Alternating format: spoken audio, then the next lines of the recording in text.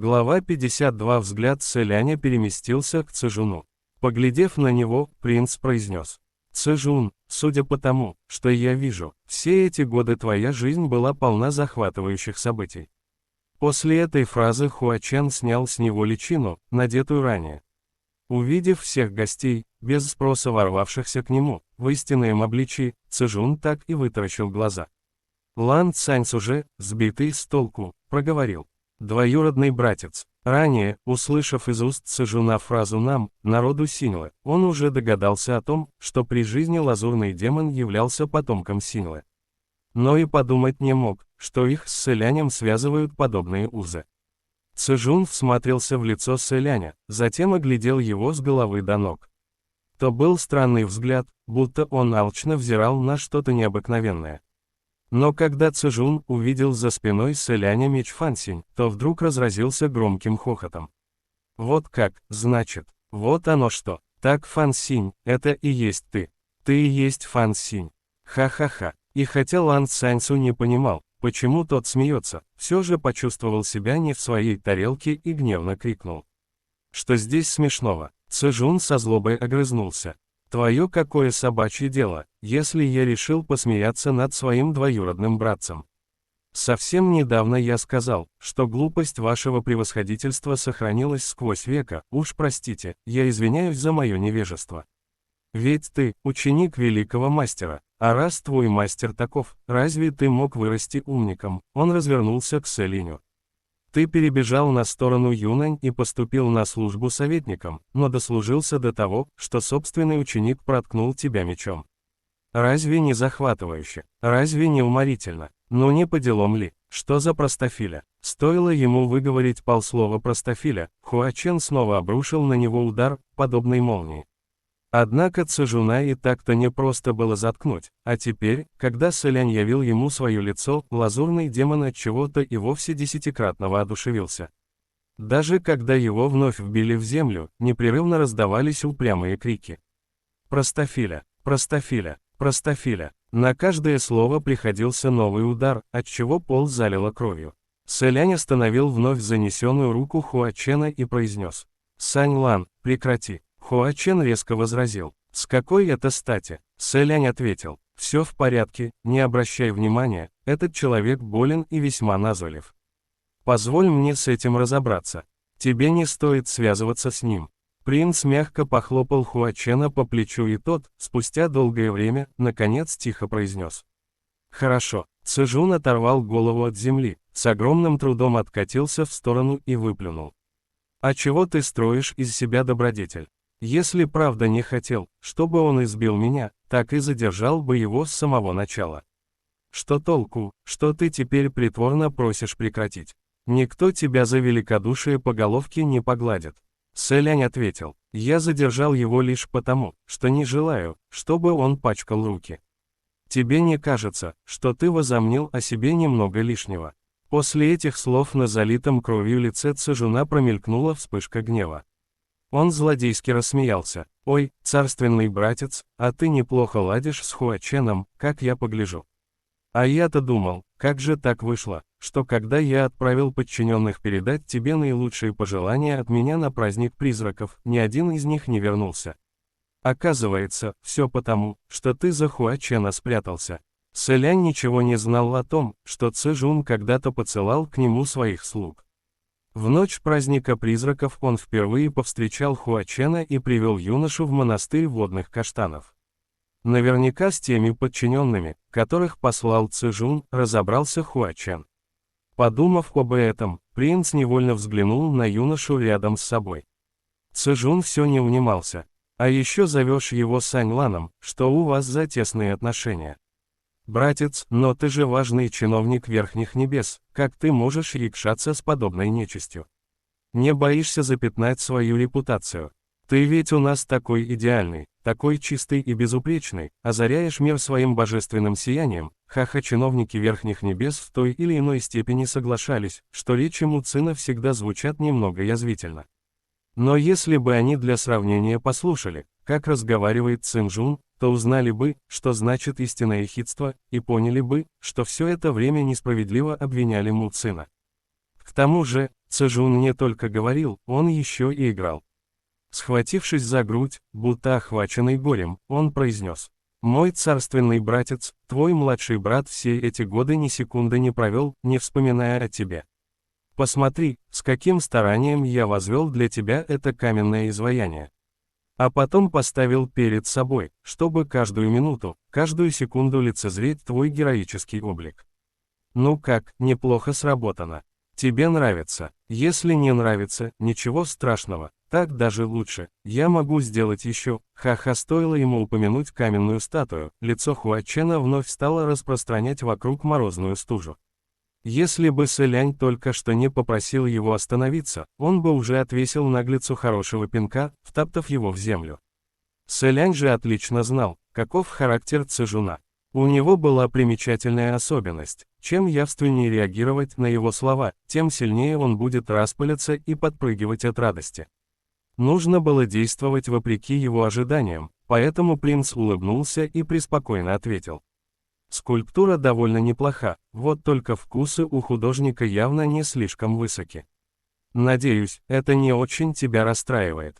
Принц добился своего, улыбка тут же сползла с лица Цежуна, демон холодно прошипел: «Радовался бы, что хоть я, помятуя о прошлом величии, сделал одолжение и установил статую в твою честь.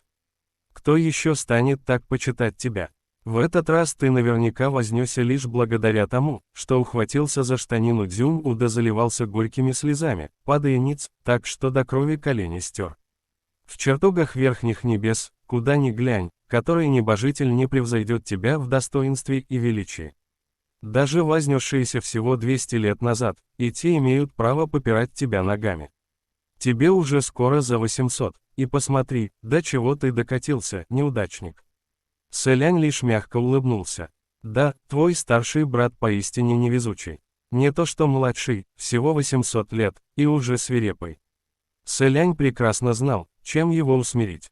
Хуачен так и прыснул в сторону, а лицо Цежуна сделалось по-настоящему зеленым. Он пробежал глазами по всем присутствующим и вдруг выпалил: «По всему выходит, что ты сегодня упросил Хуачена помочь тебе приструнить меня, отвести душу и поратовать за справедливость, так?» Сэлянь растерянно замер, ведь если подумать, то ситуация выглядела именно так, здесь возразить было нечего. Цежун добавил: «Вы только поглядите, стоило мне сказать о тебе что-то дурное, ух, как он разгневался. Неужто божественный свет над твоей головой так сильно затронул его, что он ослеп от этого сияния? Ай-яй, я вспомнил, кажется, он и так-то был слеп на один глаз». Ха-ха, смех оборвался, едва начавшись, перед глазами Цежуна вдруг потемнело, лицо объяло болью, изо рта хлынула фонтаном кровь. Неудивительно, ведь кто-то снова его ударил. Вот только на этот раз это оказался не Хуачен, а Сэлянь. Принц нанес удар с поразительной скоростью, после чего холодно бросил: «То, что я раньше не бил тебя, не значит, что никогда не сделаю этого». Удар был настолько сильным и жестоким, что Цежун смог снова подать голос лишь спустя довольно долгое время. Будто шкодливый пес, он разлегся на земле и расхохотался, не прекращая тарабанить кулаком о пол: «Царственный братец, ты ударил меня, ты все-таки меня ударил.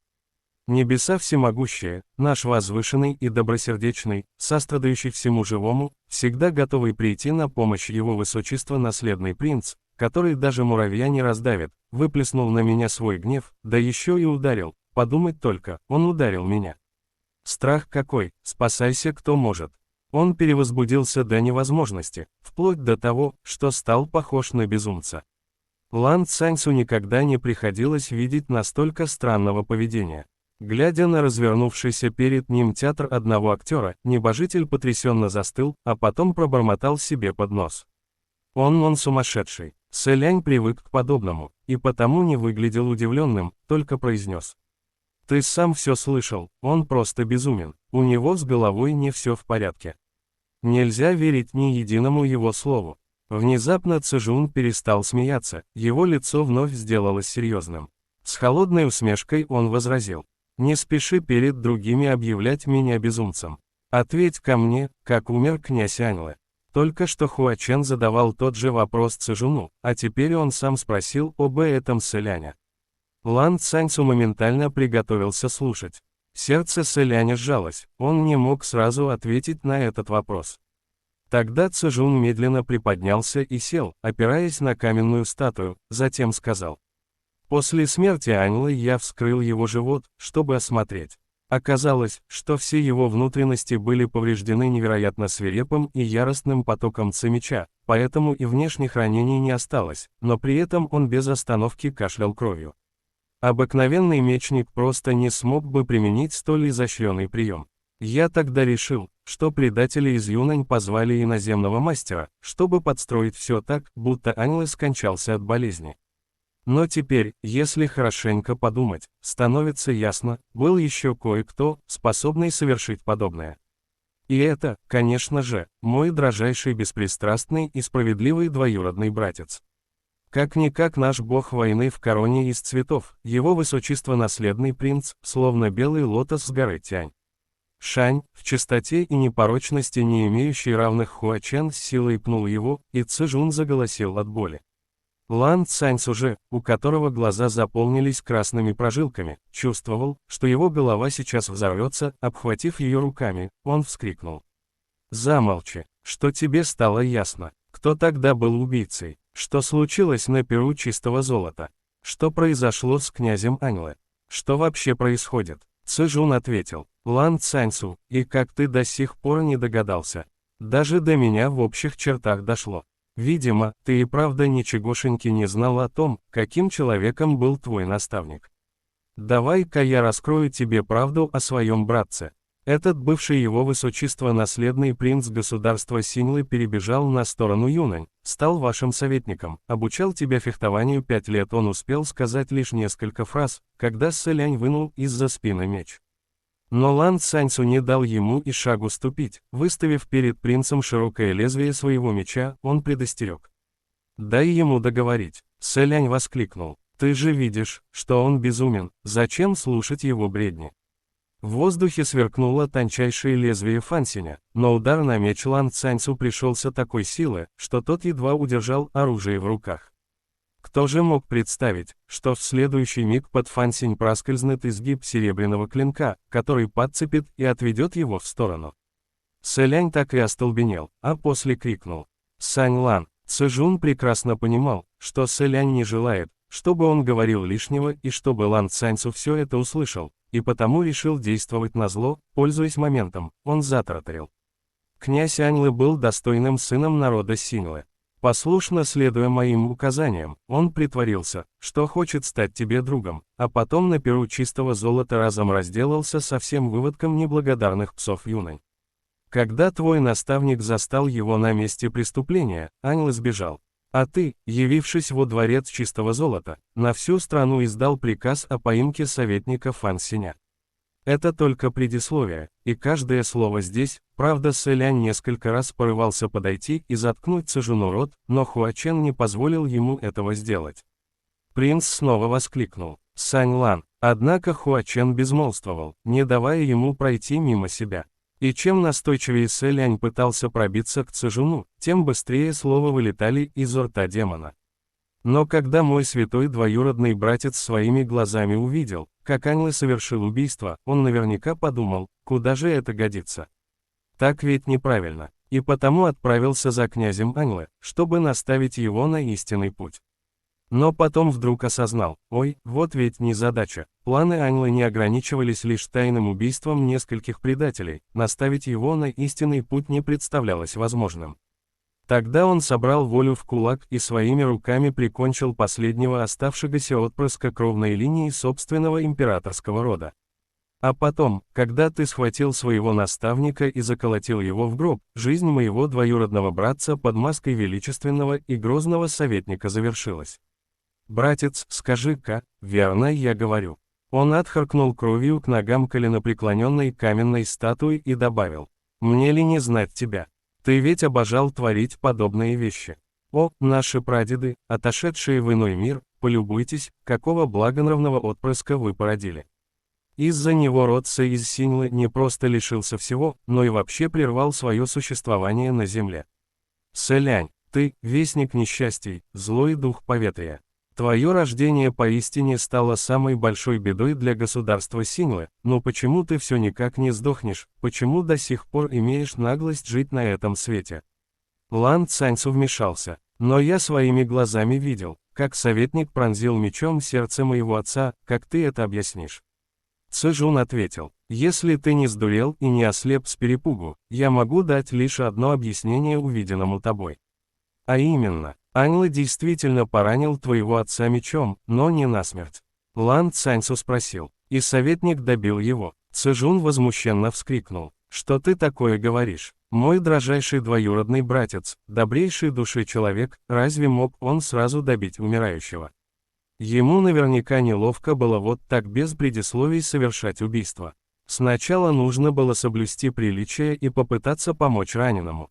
Вот только хе-хе, боюсь, что твой отец сам себя погубил. Лан Цаньцу, что значит, сам себя погубил? Цзэжун, что первым делом захочет совершить человек, которого едва не убили, но потом спасли. Какое желание охватило тебя самого, как только ты увидел во дворце чистого золота стольких убитых? Лан Цаньцу, все еще не понимая, к чему он клонит, ответил. Схватить убийцу, Цзэжун, вот и ответ после того, как мой дрожайший братец спас твоего отца, тот, едва перевел дух, наверняка первым делом заявил. Советник, скорее, это сделал князь Аньлы, немедля убей князя Аньлы. Нет-нет, не только его, он наверняка сказал что-то еще более ужасное, например. Советник, позови Цаньцу, созывай всех, убейте каждого отпрыска Синьлы в моем государстве.